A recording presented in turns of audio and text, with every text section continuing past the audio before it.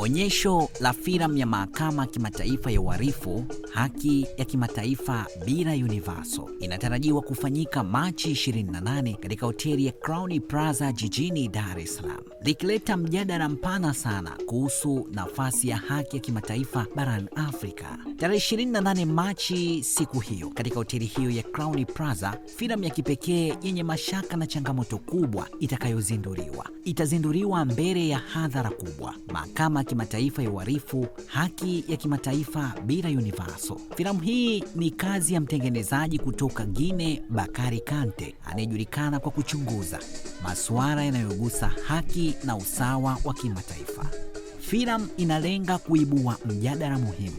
Je, Mahakama ya Kimataifa ya Uhalifu ICC inatoa haki sawa kwa mataifa yote, au mara nyingi barani Afrika ndiyo inakabiliwa na mashtaka? Tangu kuanzishwa kwake mwaka 2002 chini ya sera ya Roma, ICC ilikusudiwa kuwa mahakama huru inayoshughulikia mauaji ya kimbari, uhalifu wa kivita na uhalifu dhidi ya binadamu. Lengo lake ilikuwa ni kuhakikisha kuwa hakuna mtu anayepita bila kuadhibiwa, bila kujali cheo, taifa au nguvu ya kisiasa. Hata hivyo, takwimu zinaonyesha kinyume chake. Nchi nyingi za Afrika ndizo zinazoshughulikiwa mara kwa mara. Hii hali imezua hoja kubwa sana kutoka kwa wakosoaji wa Afrika. ICC mara nyingi inaonekana kushikilia nguvu za kisiasa za mataifa makubwa, huku ikishughulikia mataifa yenye nguvu ndogo au machache ya kiuchumi. Na hapa swali kubwa ni je, hii ni haki ya kweli au ni mfumo wa kijiografia unaosababisha usawa wa kidhahiri? Katika filamu hiyo, Kante anatumia njia mbalimbali za kielelezo, mahojiano ya wataalamu wa sheria, picha za kumbukumbu na uchambuzi wa kina kuonyesha ni kwa nini baadhi ya mataifa yenye nguvu hayakabiliwi na ICC kwa uwiano sawa.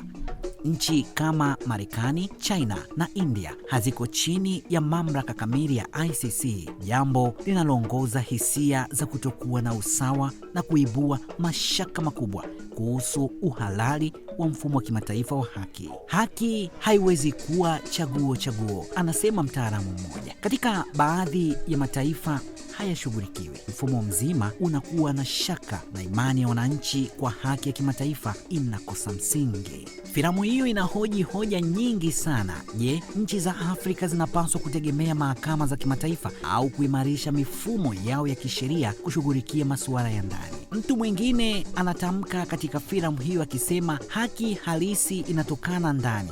Mifumo ya nje inaweza kusaidia, lakini haibadilishi jukumu la kitaifa na kuhakikisha kila mtu anashughulikiwa kwa usawa. Hali hii inahusisha moja kwa moja na matukio ya vurugu ya uchaguzi wa Oktoba 2025 nchini Tanzania. Serikali ilianzisha tume ya kitaifa kuchunguza matukio hayo, jambo linaloonyesha kwamba kwa wananchi wa Tanzania, jukumu la kushughulikia matatizo ya kuhakikisha haki halisi ni jukumu letu wenyewe na si lazima kila mara kutegemea ICC. Filamu hii pia inachambua masuala ya kisiasa, kiuchumi na kihistoria yanayohusiana na uchunguzi wa ICC.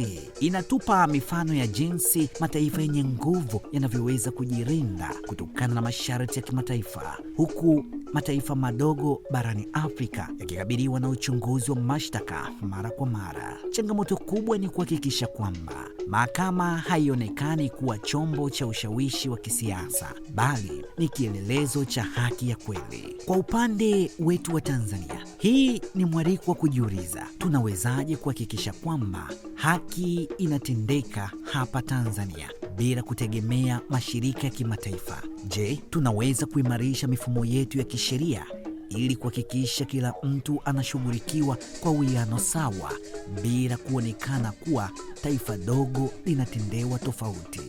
Filamu inatupa pia mwanga juu ya umuhimu ya elimu ya kisheria na uelewa wa jamii kuhusu nafasi ya ICC na mahakama zingine za kimataifa kwa taifa lolote, na hasa hapa nchini Tanzania. Hoja hii inasisitiza kwamba haki si jambo la kusubiri tu kutoka nje, ni jukumu letu taifa na wananchi wake. Hii filamu sio tu onyesho la kuona, ni mwaliko wa kuhoji, kufikiria na kuchukua hatua. Kwa Tanzania ni fursa ya kuona uwiano wa haki na kuendeleza mfumo unaowaona wote sawa.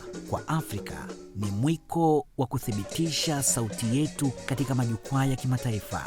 Na kwa dunia nzima ujumbe ni wazi: haki lazima itendeke, ionekane ikitendeka, na iwe kwa usawa kwa wote bila ubaguzi.